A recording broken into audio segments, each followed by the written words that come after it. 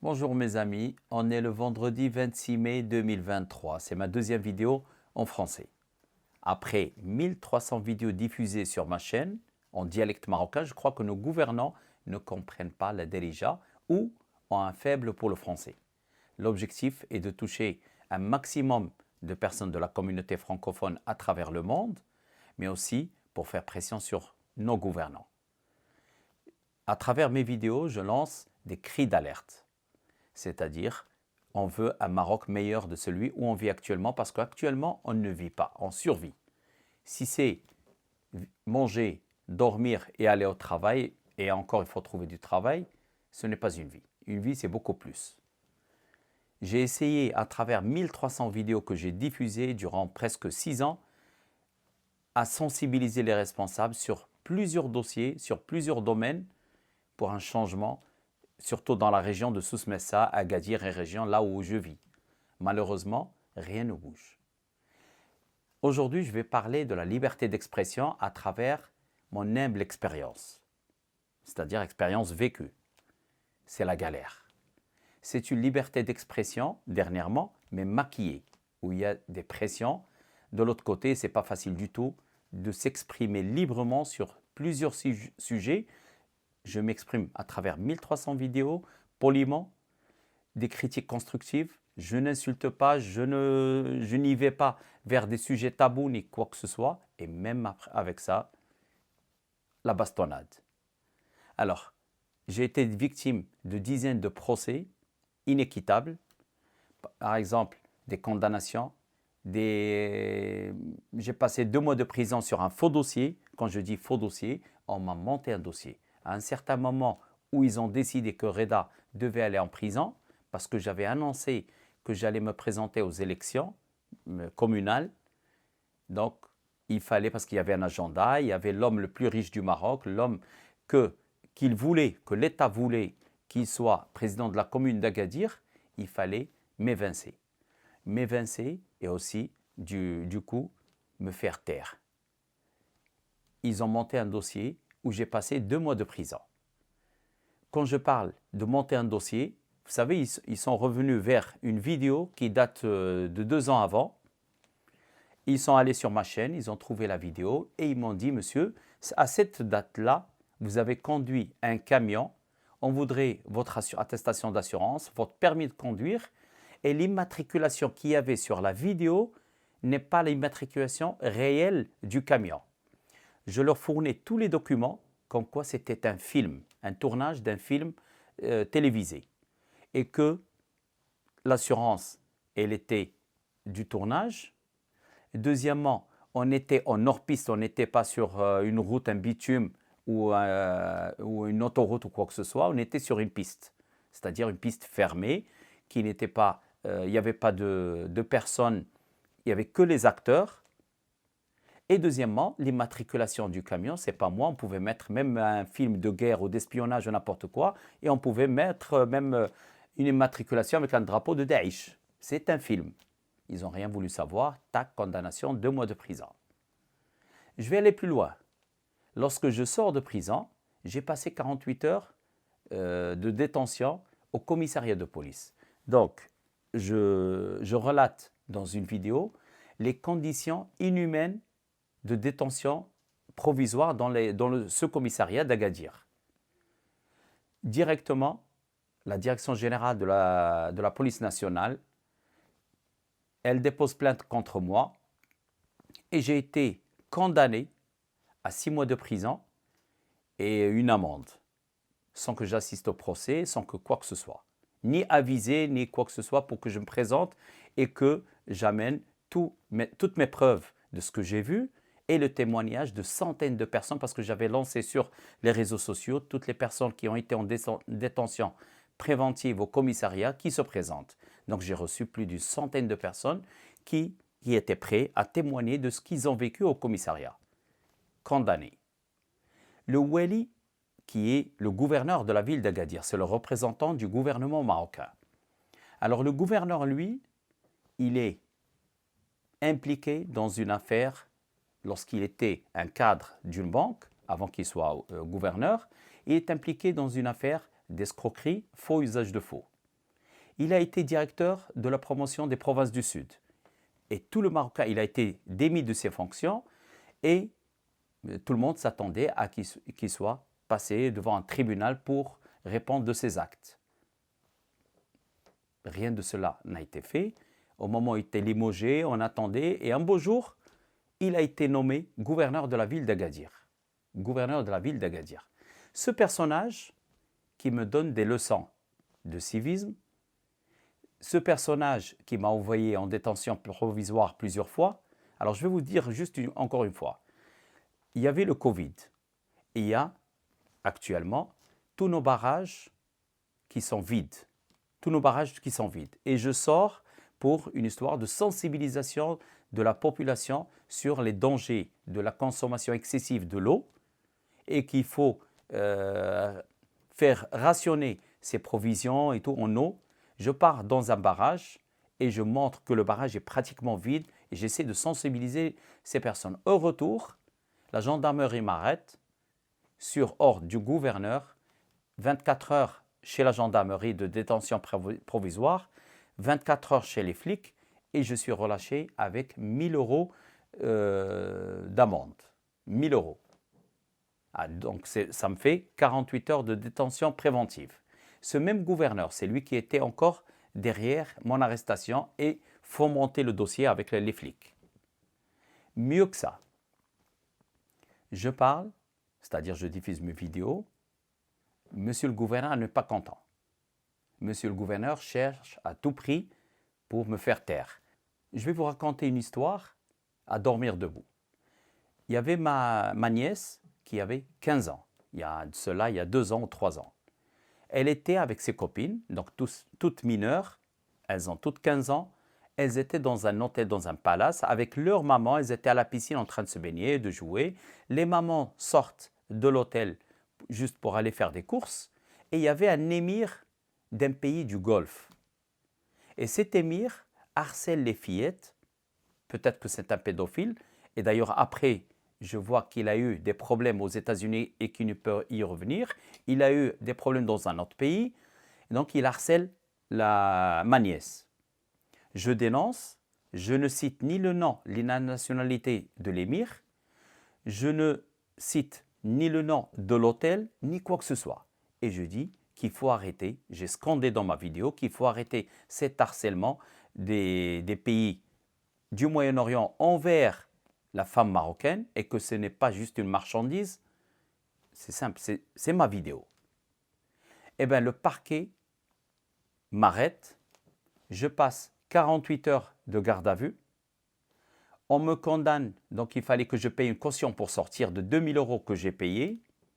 Et j'ai été condamné à 1 an de prison avec sursis. 1 an de prison avec sursis. Le comble, c'est que personne n'a porté plainte contre moi et que l'émir a présenté à travers ces personnes ses excuses. Donc personne n'a déposé plainte contre moi. Et j'ai été jugé et condamné juste comme ça. Au tribunal, je n'ai pas été convoqué, ni rien du tout. Et la condamnation est tombée, 1 an de prison avec sursis, et je paie l'amende. Et la caution de 2000 euros est partie, elle a été bouffée par le parquet. Allez, on va parler encore une fois. Le gouverneur, donc avec son passé noir, le gouverneur de la ville d'Agadir, j'ai une société de loisirs. Donc j'ai des jet skis, des quads, plein d'activités. C'est une activité lucrative, donc je travaille avec ma femme dans ce projet. Il me retire mon autorisation d'exercer. Abus de pouvoir. Au moment où j'avais un dossier d'investissement que j'ai mis en place et que j'étais en train de renouveler tout mon matériel. Un gros montant, presque 4 millions de dirhams, c'est-à-dire 400 000 euros. Et au moment de renouveler tout mon matériel, il me retire l'autorisation d'exercer. On a un total abus de pouvoir. J'ai poireauté, j'ai crié, j'ai tout fait ce qu'il fallait. J'ai été chez lui, donc j'ai déposé à son bureau d'ordre, je lui ai envoyé un WhatsApp. Qu'est-ce qui se passe? Pas de réponse. Silence radio. Et c'était sa manière de me plier, c'était sa manière de me faire taire, c'était sa manière de d'essayer de faire pression sur moi afin que je stoppe mes vidéos, que je ne parle plus. Mieux que ça, donc la société, elle chute, elle va vers la faillite. C'est normal, je perds tous mes clients, tous mes contrats, rien du tout. Tout le personnel est licencié, je ne peux rien faire, je ne peux pas travailler et je me retrouve avec des dettes énormes. Monsieur le gouverneur, bien au chaud dans son bureau, juste pour vous rappeler, c'est l'actuel gouverneur de la ville d'Agadir. Donc, il n'a rien à cirer et il attend.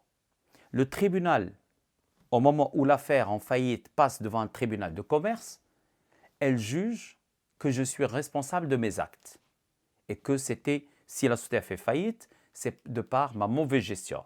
J'ai beau leur expliquer que c'est le Weli qui m'a retiré mon autorisation. Je n'ai pas une autorisation d'exercer.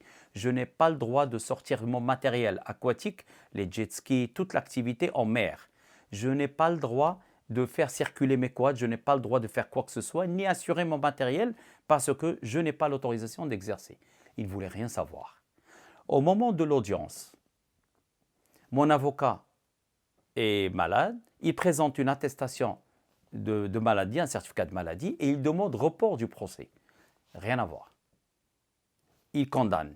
Et je suis responsable de la faillite de cette société. Je suis responsable personnellement de toutes les dettes de la société. Et vous savez, ici au Maroc, quand vous créez une société, quand vous avez des crédits et autres, vous êtes en caution solidaire. Et caution solidaire, c'est-à-dire j'ai ma maison qui est en garantie pour le projet. Le Weli et ses acolytes, ils savent ce qu'ils font. Ils ne sont pas innocents. Ils savent qu'il y a une caution solidaire. Ils savent. Donc automatiquement, l'affaire va faire faillite.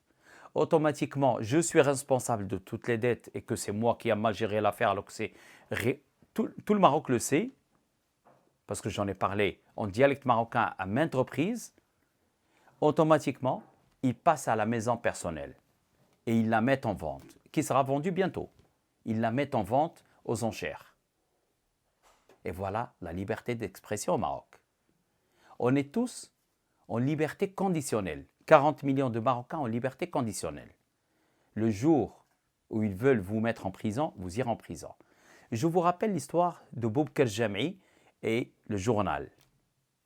Donc le journal, Boubkir Jam'i, a été condamné à une forte amende, je crois d'à peu près 300 000 euros. Il a dû quitter le Maroc pour s'installer, je crois, en France. Chose que je n'ai pas faite. Personnellement, je résiste jusqu'à présent. Ils mettent ma maison en vente, ils essayent autre chose. J'ai créé un média, il s'appelle Maghreb Times, et ce média, c'est un site d'information générale. Je ne suis pas la voix de 100 maîtres. Ils veulent me faire pression, ils veulent me piétiner, ils veulent que je sois la voix de 100 mètres, c'est-à-dire qu'on me dicte que la vie est belle, que le Maroc est le plus beau pays du monde. Oui, on est le plus beau pays du monde, mais il nous faut une démocratie, une vraie démocratie. Voilà ce que je cherche. Autre chose, nous avons plein de pourriture parmi nos gouvernants. Je ne généralise pas, mais plein de pourriture. Je me soulève contre lorsqu'on arrête un dealer de drogue, mais un dealer qui vend 1 gramme ou 5 grammes ou même un quart de kilo de drogue, alors qu'on n'arrête pas lorsque c'est une affaire de 6 tonnes et 10 tonnes et 20 tonnes. On arrête le chauffeur du camion, mais on ne va pas plus loin. On arrête quelqu'un qui a escroqué une autre personne ou une société pour 1 000 euros, mais on n'arrête pas ceux qui se sont tapés les caisses de l'État. Et on a pas mal. On n'arrête pas les gens qui ont tapé des millions d'euros parmi nos responsables. Personne ne les arrête, personne n'en parle. Aujourd'hui, pour mon site d'information, le mot d'ordre à tout le monde. On ne donne pas de pub, on ne donne pas de subvention à ce site pour faire pression, c'est-à-dire on va les égorger afin qu'ils arrêtent, afin qu'ils mettent la clé sous la porte. Et je me dis, est-ce que dans ce pays, au Maroc, il n'y a pas un clan, parmi les responsables, il n'y a pas un clan qui essaye de pousser journalistes, activistes, militants des droits de l'homme vers l'extrême? Je ne sais pas, mais c'est une question que je me pose. On pousse tout le monde à la radicalisation. pour pouvoir, je ne sais pas, justifier une certaine politique quelconque. Mais il y a quelque chose qui cloche dans notre pays. Il y a quelque chose qui cloche dans notre pays. On a un pays, l'un des plus beaux au monde, à travers sa nature, à travers sa population, à travers ses richesses, à travers beaucoup de son histoire, beaucoup de choses. Malheureusement, on a un problème de gouvernance. Je ne parle pas de gouvernance du pays, mais de certains aspects du pays. Il y a des choses, vous avez beau essayer de comprendre, mais vous ne comprenez rien du tout. Et dernièrement, le gouverneur de la ville d'Agadir. Et je peux vous parler pendant des heures et des heures, des histoires à dormir debout. Et ce que j'ai vécu en arrestation, en détention préventive plusieurs fois, en caution qui sont partis, en condamnation, en tout ce que vous voulez. Dernièrement, le gouverneur assis avec ses amis et il leur assure, moi je n'ai rien contre Reda Taoujni, mais ce sont des instructions qui me viennent de Rabat.